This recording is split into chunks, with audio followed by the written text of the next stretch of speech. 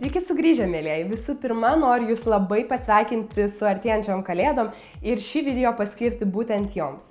Parodysiu tokį makiažą, kuris tiks tiek dienos metu, tiek ir vakare, nes kai aš galvoju apie kalėdas, tai galvoju apie artimuosius, apie šeimą, buvimą su draugais ir mažiausiai ko norisi, tai 2 kartus per dieną daryti makiažą.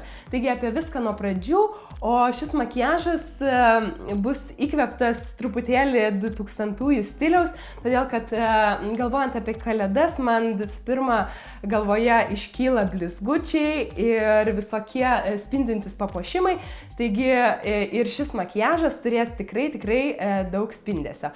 Na, o kad video būtų šiek tiek trumpesnis, aš jau pasidengiau savo veidą makiažo pagrindu ir tam naudojau ilgai išliekantį Smashbox kreminę pudrą ir ją dengiau su sudrėkinta Real Techniques kempinėle.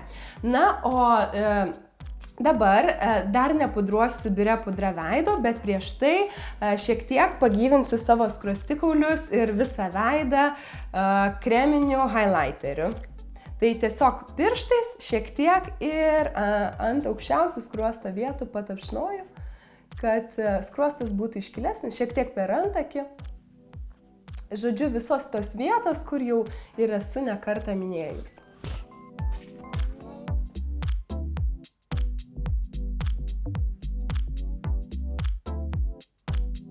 Taip pat noriu jo šiek tiek uždėti ir į vidinius akių kampučius.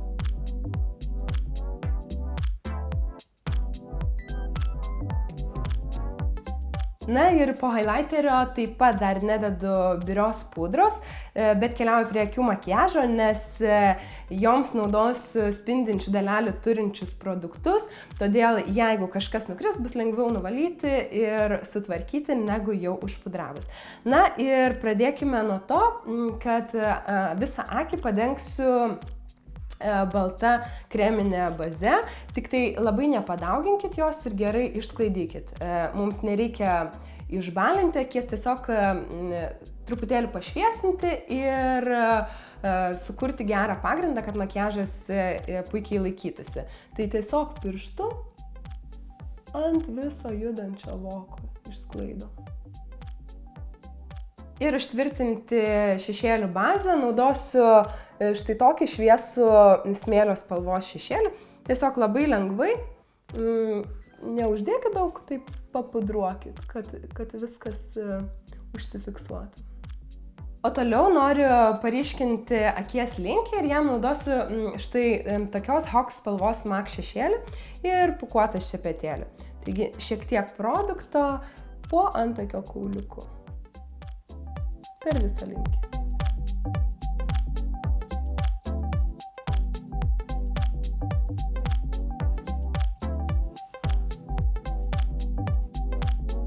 Ir kita akių makiažo priemonė yra štai toks šventinės kolekcijos sidabrinis pieštukas, turintis savyje spindinčių dalelių ir juo aš padarysiu pravedimą virš viršutinės blakstienų linijos.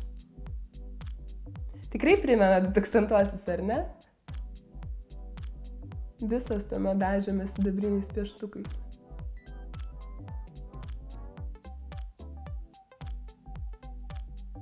Nedarysiu išraiškingos uodegėlės, tačiau šiek tiek, matot, mano akiai ir šiaip daugumai akių tinka vos lengvas pakėlimas.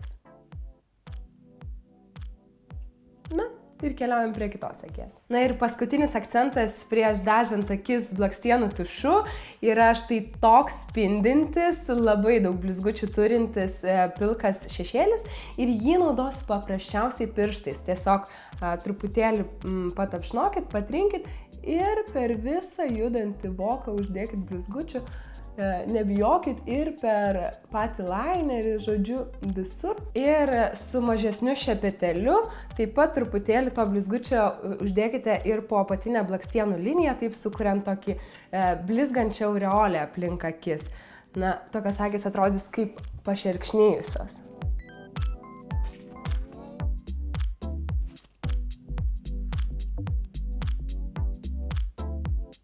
Štai taip, ir žiemiška, ir šventiška.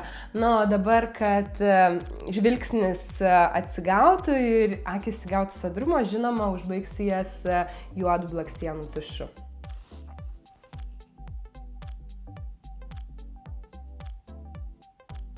Taigi, su akim jau baigta, tačiau jei norite eiti iki galo su blizgučiais, tai galite per padažytas juodai blakstienas dar perbraukti ir blizgučių turinčio tušu, tačiau man atrodo, kad tiek jau ir užtenka.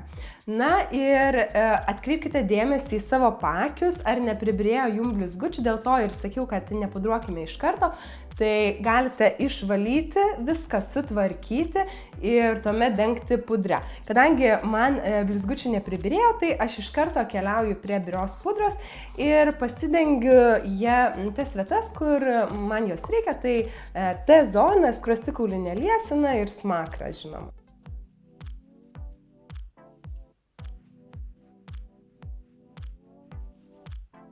Na ir toliau, žinoma, akims įrėminti reikia sutvarkyti antakius, tik per daug su jais neužsižaiskite, nepripieškite, tokius natūralius su pieštuku prašukuokite ir padenkite ten brūkšniukais, kur trūksta plaukelių, tiesiog, kad jie atrodytų sutvarkyti, bet natūralūs.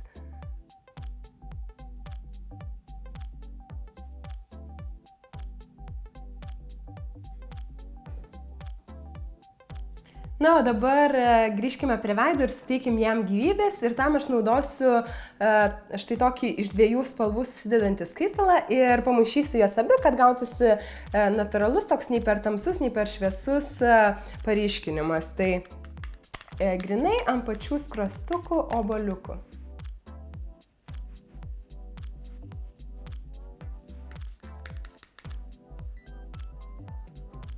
Na ir dieniniam variantui siūlau naudoti tokį šaltai rožinį džumbo pieštuką, kuriuo tiesiog priduosite lūpom spalvos. O jei norisi drėgnesnių ir putlesnių lūpų, tai ant viršaus uždėkit spindesio turinčio lūpų blizgio, tiesiog per centrą.